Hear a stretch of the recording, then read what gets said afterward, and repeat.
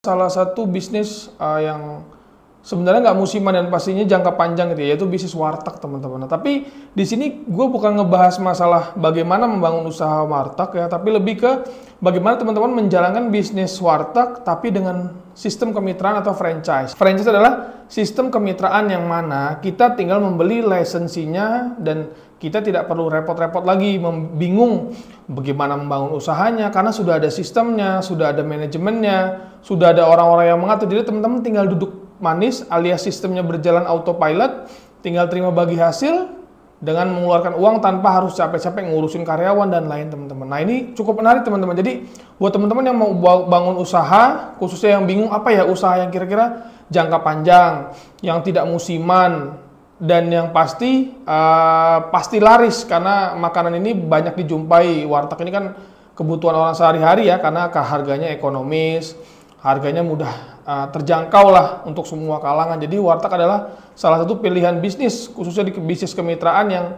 teman-teman bisa coba kalau memang teman-teman tertarik. Nah, pada kali ini gue bakal bahas jadi 4 chapter. Nah, kita akan bahas satu persatu chapternya. Jangan skip video ini, tonton dari awal sampai akhir karena ini informasinya sangat penting buat teman-teman semuanya. Oke? Artinya gue juga merekomendasikan ke teman-teman, siapa tahu ada yang mau membuka bisnis tapi tanpa harus mikir-mikir pusing, ngurus karyawan dan lainnya. Dan salah satu sebenarnya banyak ya bisnis kuliner yang lain juga banyak. Cuman salah satu yang gue rekomendasikan karena ini jangka panjang dan tidak musiman yaitu warteg. Nah, kenapa sih harus membeli bisnis franchise warteg? Nah, yang teman-teman perlu ketahui adalah yang tadi saya bahas di awal. Bisnis franchise adalah bisnis kemitraan yang mana kita cukup mengeluarkan modal sekali, kita tidak terkena royalti dan lain-lain, kita cukup membayar sejumlah uang untuk misalnya kategorikan, ada kategori nanti kita bahas ke chapter berikutnya.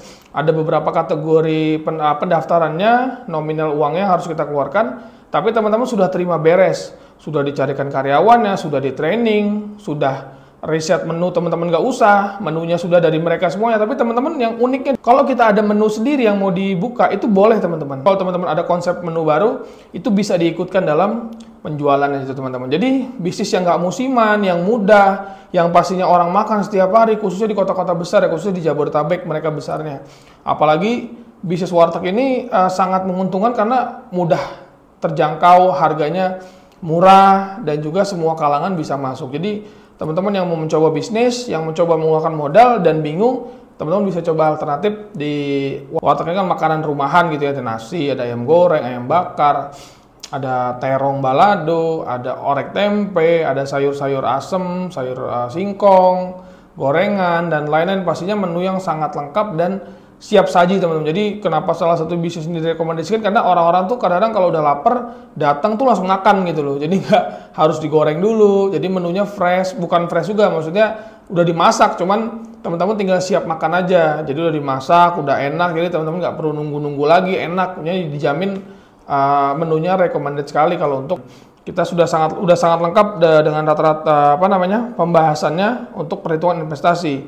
Nah, teman-teman bisa lihat di gambar. Nah, ini rata-rata belanja di situ ada table ya, ada 3 table, ada rata-rata belanja orang, ada 100 orang, maksudnya 100 transaksi ya, 100 transaksi, 150 transaksi dan 200 transaksi ya, gitu teman-teman. Jadi teman-teman tinggal bandingin. Nah, ini kita lihat yang 100 transaksi aja.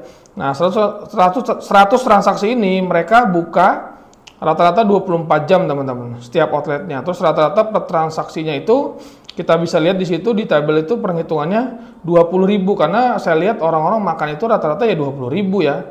Normalnya mungkin makan 10.000, 13.000 belum sama es teh manis dan lain-lain. Rata-rata 20.000. Ada juga mungkin yang 10.000, cuman sedikit lah, rata-rata segini 20.000. Nah, jadi dengan 100 transaksi, dengan adanya belanja 20.000 tinggal dikalikan 100 kali 20.000 berarti hasilnya 2 juta. Jadi omset per harinya itu 2 juta teman-teman. Per bulan berarti laba kotornya itu 60 juta. Nah, setelah itu dipotong oleh HPP modal itu, maksudnya HPP modal ya nasi kan ada beli berasnya segala macamnya itu, jadi HPP-nya 48%, jadi mengambil keuntungannya 52%.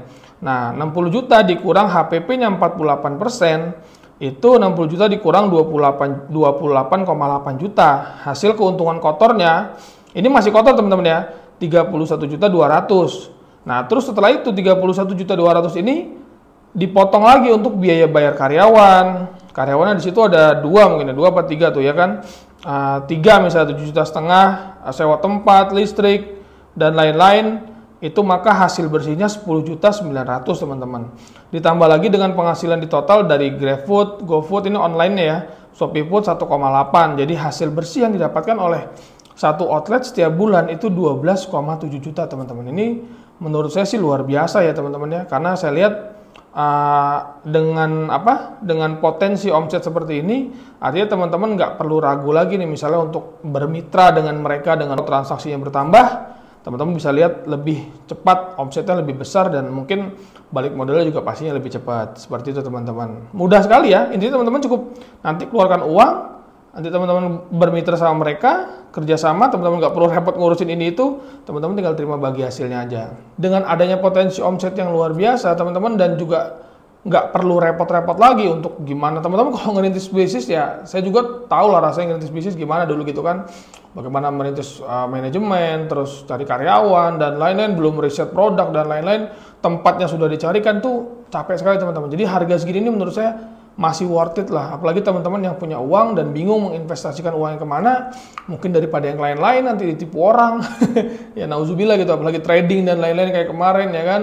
Jadi teman-teman investasikan di salah satu franchise yang memang sudah jelas pergerakan ekonominya tuh pesat sekali teman-teman, dan jangka panjang gitu loh.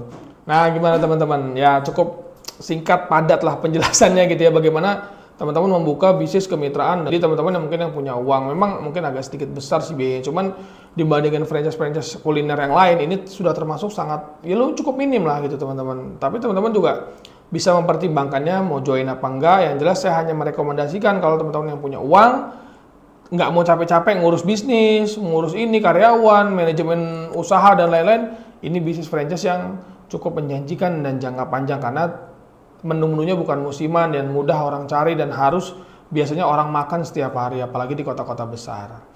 Jadi cukup sekian teman-teman ya informasi dari